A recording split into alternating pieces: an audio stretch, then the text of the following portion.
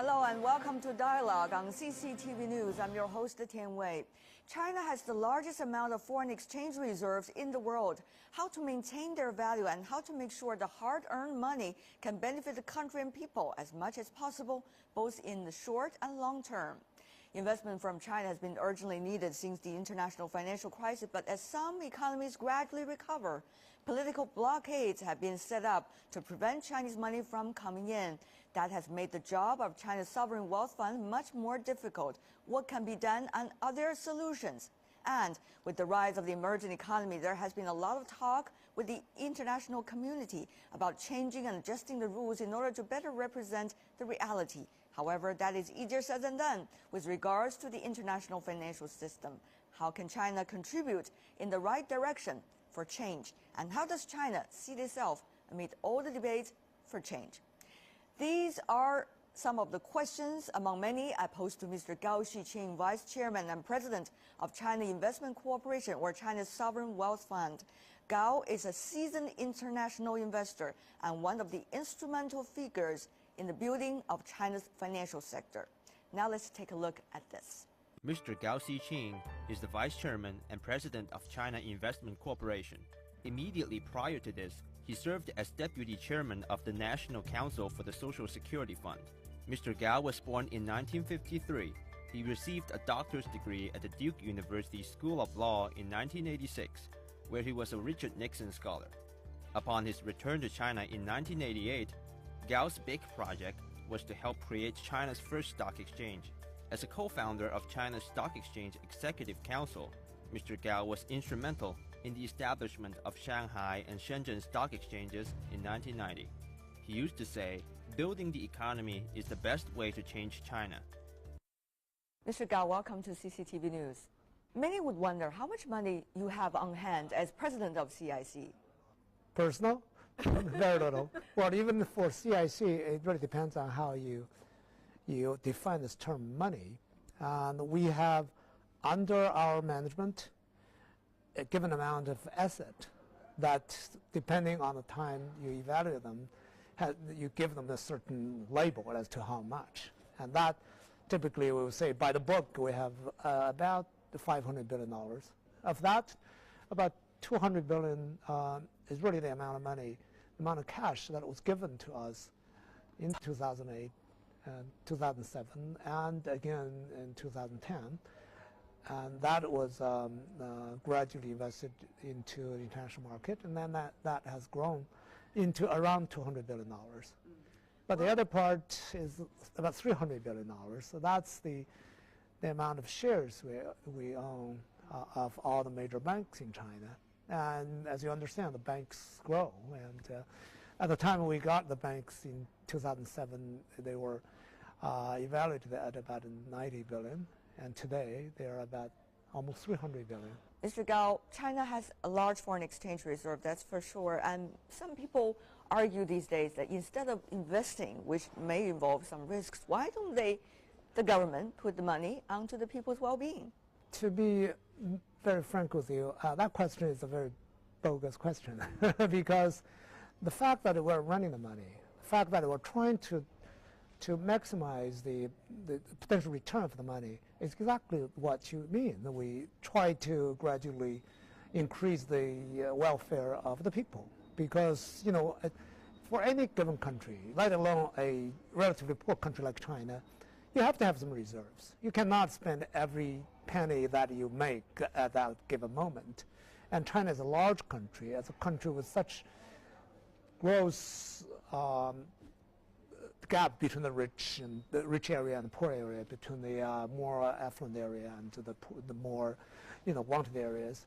We have to have reserve, and we have a rapidly aging population, and that population needs to have some comfort of reserving money. So we, this is for that reservation purpose, and we have to try to increase the amount of that money, and gradually at the time, you have good times and bad times. When China does get into some sort of a situation like, let's say, financial crisis or other crisis, natural disasters, then the country would have enough money to help the poor. You are in charge of the CIC risks management team. Can you sleep well at night? Personally, yes. But when you say it figuratively, no, because when you look at things, you always have things that you worry about. But overall, I think today, compared to 5 years ago, our risk management system is a lot better. It's a lot more disciplined, a lot more institutionalized. But of course, at the same time, we get a lot more bureaucratic. That's the price you pay. So how much have you earned? Slightly less than $160 billion. And today that amount has increased to about 200. So we made about 40 billion over the past few years. $40 billion is not a small number. Within that number, of course, you have the negatives and the positives. But we do not want to go out and say, okay, for every penny we lost, we made. In fact, for every penny we lost, we made about two. Maybe half of another penny. That's why we're positive rather than being negative. Well, let's be frank here, Mr. Gao. There are risks involved. For example, there were previous media reports about Morgan Stanley, Blackstone. Whether these media reports are fair or not, that's another question, but there are risks involved. Well, first of all, I would have to correct you about your reference of Blackstone or Morgan Stanley. Yes, we did make some investment into those financial institutions in early days of financial crisis, and because what happened following the financial crisis, the shares of those companies came down, and if you just by looking at the share numbers, those investments haven't gotten to the point where we invested them in, and that's unfortunate, and that reflects our lack of experience at the time. However, like in any investment, you cannot really guarantee. No one, Warren Buffett included, all these, what we would call the gods of investment, George Soros and all these people included. No one can claim that they will never make a mistake in investment. So you making mistakes, you actually learn. But the problem is today, when you look at the lessons you learn from those bad investment, very often people draw very negative conclusions from it. And that's what we're being asked to. Many people say, okay, you should not make such rash decisions. So for every decision, you have to elaborate for 3 months. If you elaborate for 3 months, most of the decisions will be negative because most of these investment will be gone. That's what, we made a few investments that we made. In one particular case, we made an investment, we made the decision over the course of 4 hours from 12 o'clock at night until 4 o'clock in the morning. I had to wake up everyone in the investment committee and call everyone, discuss with them, and finally we made that decision because by 5 o'clock in the morning, that chance will be gone. Right. That one, I have to calculate, but I think we made at least more than $1 billion. In those, I had many sleepless nights. But these are things we have, we would like to call us investment professionals. So for professionals, you have, so long as you satisfy yourself with methodology, with your conscience, and also for us, CIC, with the idea that we are working for the country, for the people, for our people, not for our personal gains. That's why we can, I can go with these sleepless nights with a clear conscience, and I think we're doing all right. It is well understood, Mr. Gao, that when China investing overseas, there are challenges. But is it possible to think about solutions at all? Well, we, as CIC and as a representative of the company, and I would like to say that we do our best to try to overcome many of the obstacles that we meet in the international arena, and we've done relatively well in overcoming some of these problems in many countries, but at the same time, times goes up and down, and at present time, we actually have some very difficult problems with some difficult countries. Is the U.S. the most? I wouldn't want to name the country, but you know it. And very often these countries would, especially some very large, important, self-important countries would, would treat us as the instrumentalities of the government. Aren't you? In a way, that depends on how you look at it. In a way, we are 100% owned state-owned company. So, of course, if you say that, that is true. But, having said that, the Western world have been dealing with the Chinese companies from the 70s, and some of them, of course, from the 50s. And ever since China joined WTO, we know that it's taken for granted that we're all part of the world investment world and of the world trade market. Therefore, they do not view us as being one China Inc. They do not view us as part of the government instrumentality, so that all the government instrumentalities should be grouped together to be dealt with. That's a given already. We've been dealing with this for the past 20, 30 years. So why all of a sudden people come out and say, oh, we are very suspicious that you guys are trying to do something to sabotage our economy? That's very self-serving. Because during the financial crisis and right after, many of these governments will come out and say, okay, we welcome your investment with open arms, and we embrace your investment. We have absolutely no problem with the color of the money. That's what they say. At the time, yes, we made some investments where they really want our money. But today, when they turn around, now they feel a little more comfortable about their economy, and then they say, okay, we do care about the color of the money. And of course, not in so many words, but that's in fact what they're saying. But isn't that the rule of the game? That's true. Yeah, if you want to be a true cynic, then that's true. I'm a very optimistic person about human nature, but sometimes you can't help but becoming a cynic. Well, if you are an optimistic person, then tell me, what can China do? What can you do? Well, there are things that we are doing, which I think we can do to try to at least mitigate the problems, even though it doesn't work all the time. Trying to talk to people face to face so that gradually people understand what you're doing. And we try to, first of all, just by rules, we tell people, and we do, according to the rules, that we are a financial investor. We have absolutely no intention, nor do we have the ability to go out and control things. We are not in control position in about almost all the $200 billion investments in the world. Only with a few very slight, very small exceptions where we have a control position in one particular platform. That's people look at it and say, okay, that's understandable. For instance, we are controlling shareholder of a certain investment company in Hong Kong, and say, well, you need a platform to function from Hong Kong rather than from Beijing, and sometimes for tax purposes, sometimes just for personnel, the relative vicinity purposes. That's all. Other than that, in most investment, we are all below 10% in almost every case. In a few cases where we are a little beyond 10%, we're still a small investor, and we almost never vote against the board suggestion. We always we basically would say we're going to vote with our feet, not with our hands. We're just a boring financial investor. Why are they worried? I don't understand. Can you help us to understand what exactly China means when China says the rules of the game has to be changed or adjusted in the international community? I would say change. That's a too strong a word in sort of proactive attitude towards changing.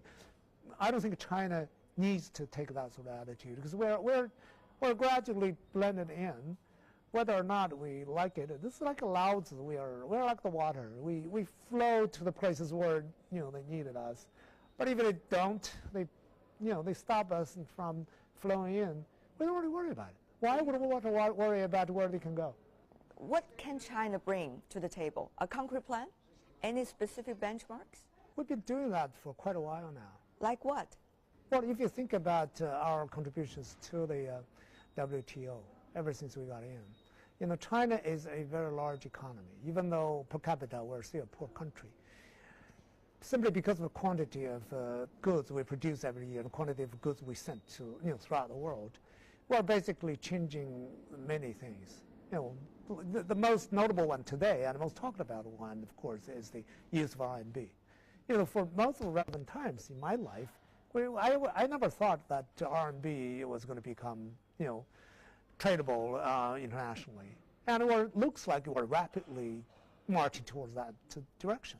Not that we really want it. You know, for many reasons, there are many people who believe that we should probably not allow the RMB to become internationalized because it becomes a lot more difficult for the government to control this and control that. You know, I personally believe that eventually, in the long run, China should be part of the world economy, as we are already, and should be, you know, emerged more into the world economy. The speed of it is tricky, isn't it? Yes, it looks like it's getting a lot faster than most people predicted.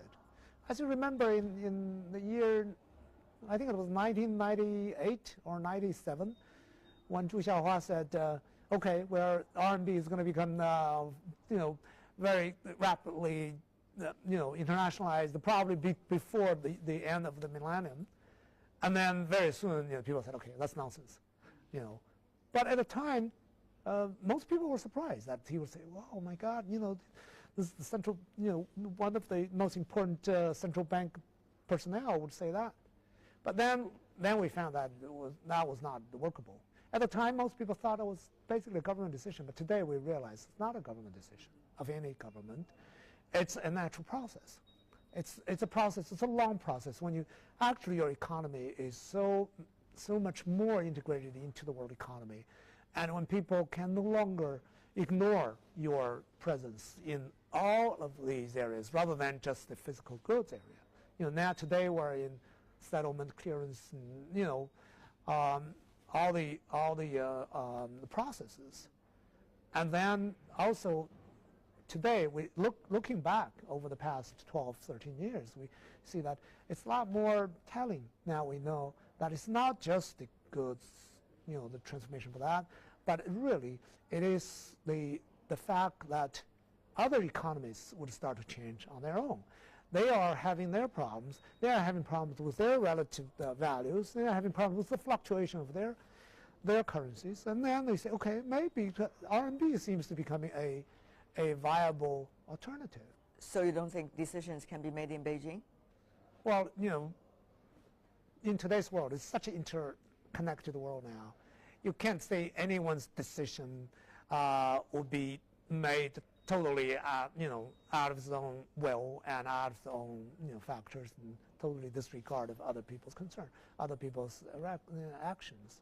So, you know, much less for us, because this world consists of a lot of strong powers, and economically we're a strong power, but we're not the only strong power in the world. We are, in many ways, we're still learning. Well, we're still, you know, we're not quite there yet. There are many countries, not just the United States, many countries in the world who would have a much louder voice than us in the making of rules, in setting up these what we call the, you know, the soft power rules and regulations and practices. So it's, you know, we cannot just go out and say, okay, we make a decision in Beijing that will affect you. Yes, every decision we make in Beijing is going to affect someone else, but every decision you make, there's got to be some sort of reaction towards it. And whether or not that reaction is good for us, for the country, for the people involved, for other people, we don't know. So we have to be very carefully, you know, making these decisions. A serve the people person. What exactly are your expectations for them? The new administration? I'm much more optimistic about the prospect of this government probably than many of my friends, Westerners included. Why? Because, you know, because I've been quite deeply involved in the reform of the financial market. You know, I've been encouraged by many things, but at the same time I've been disappointed by many other things. And, you know, I've been in it for over 25 years since I got back from the U.S. And my sense now is that, you know, by looking at what the government or the leaders, new leaders are saying, and by looking at the compositions of these leaders, I just feel that, you know, our government is making another stride towards a more positive direction. Positive, meaning what? More reforms? To me, positive meaning more reform, more progress towards the well-being of the people in China and in the world. And this is a very open-minded government. And this is a government that's very proactive towards doing the right thing, proactive towards listening to the people and doing the right thing for the longer term benefit of the people rather than being populist. If, Mr. Gao, they were listening to you, what do you think they should do so that China can invest overseas more smoothly and your investment can come back safe and sound? Well, that's a difficult proposition. You know, in fact, come on, you are a people's deputy. You're supposed to say this. Right. Well, in fact, I think right now they're mostly doing the right thing by trying to promote the reform process by saying that we are going to go further on the reform road. At the same time, of course, this is a typical Chinese way of doing things. We're saying, okay, on the one hand, we are going on the reform road further. On the other hand, we're not going to totally negate, what the other people have said, and we're not. So we don't go that road. We don't go that road. We're always taking the middle road. Having said that, that's a figure of speech. But I think my sense is that the government is going to be taking the road leaning a little more towards reform, towards more open society, towards a more a society which is more prone to listening to people's voices for the longer term benefit of them, not for the shorter term of some people coming up and say, okay, I want something done tomorrow. Among the many reforms to be done, financial reform, I'm sure, is dear to your heart. What do you think are the things need to be done right now? The most important thing really is what we call the change the role of the government.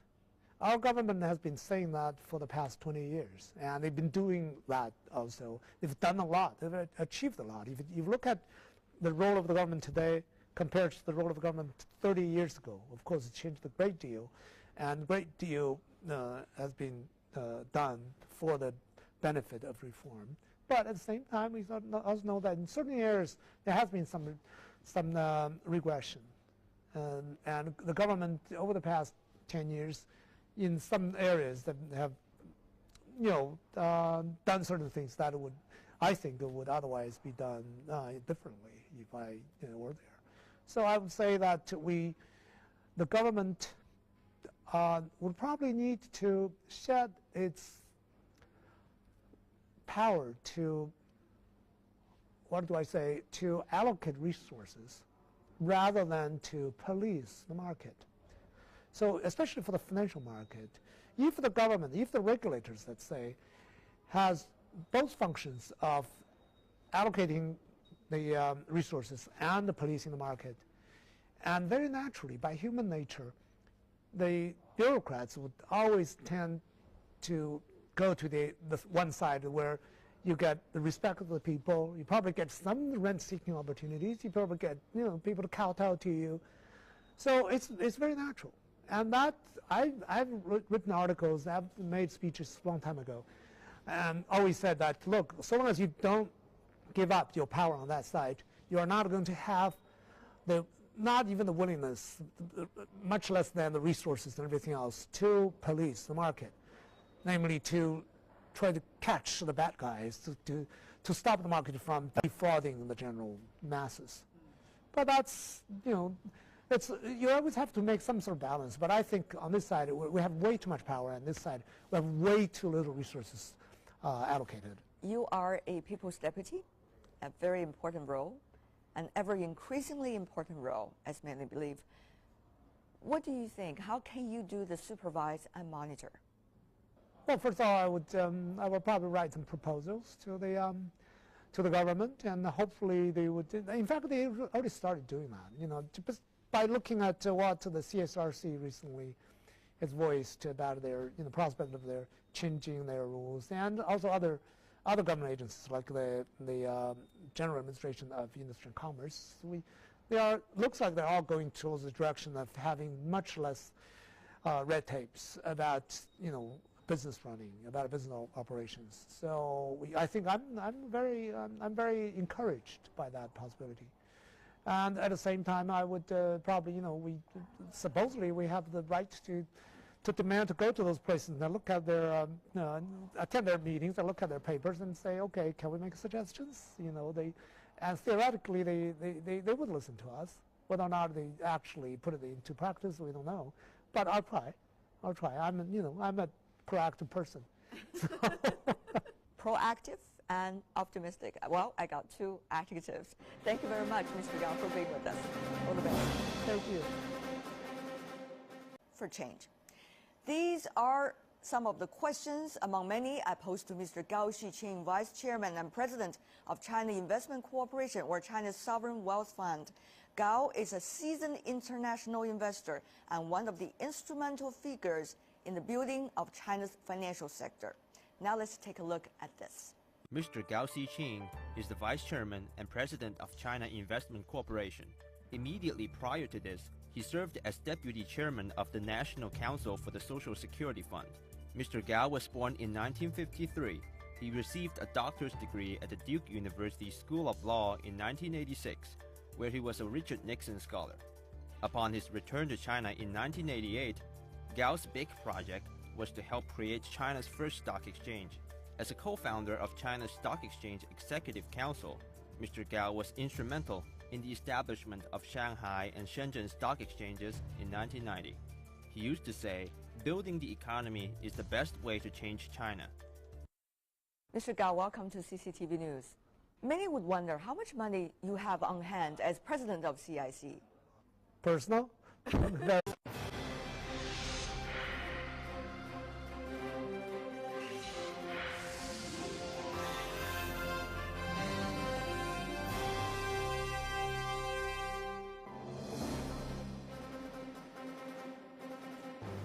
Hello and welcome to Dialogue on CCTV News. I'm your host, Tian Wei. China has the largest amount of foreign exchange reserves in the world. How to maintain their value and how to make sure the hard-earned money can benefit the country and people as much as possible, both in the short and long term. Investment from China has been urgently needed since the international financial crisis, but as some economies gradually recover, political blockades have been set up to prevent Chinese money from coming in. That has made the job of China's Sovereign Wealth Fund much more difficult. What can be done, and are there solutions? And with the rise of the emerging economy, there has been a lot of talk with the international community about changing and adjusting the rules in order to better represent the reality. However, that is easier said than done with regards to the international financial system. How can China contribute in the right direction for change? And how does China see itself amid all the debates? Well, even for CIC, it really depends on how you define this term money. And we have, under our management, a given amount of asset that, depending on the time you evaluate them, you give them a certain label as to how much. And that typically we will say by the book we have about $500 billion. Of that, about $200 billion is really the amount of money, the amount of cash that was given to us in 2008 and 2007 and again in 2010.